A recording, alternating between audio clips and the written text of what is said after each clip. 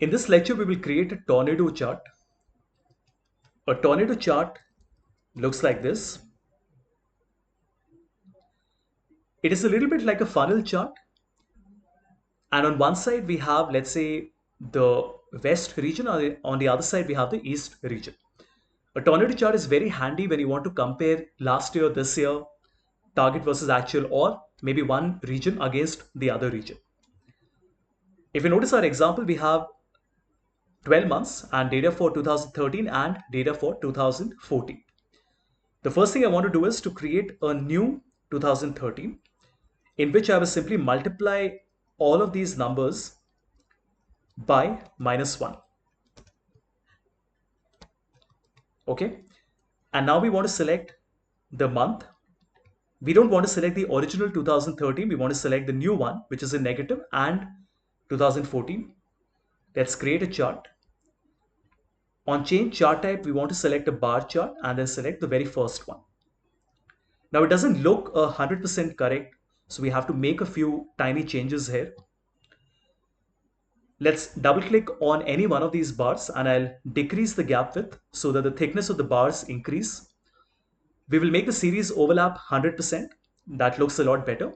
And finally, we can double click on the axis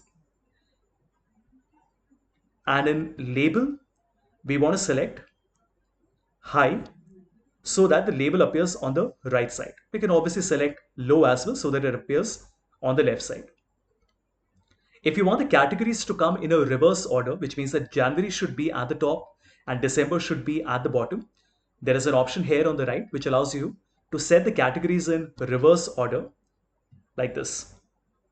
Of course, when you put the categories in reverse order, then your x-axis will also go to the top, which is an extra hurdle for us. Not a problem. We can double click on this, go to alignment, select labels, and then set the label position to high so that it comes down where it belongs.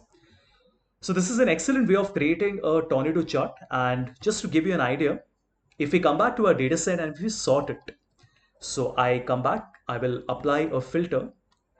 And let's say we want to sort it so that we can see the highest 2014 value at the top. So I'll sort it in a descending order. So my tornado chart now looks like this.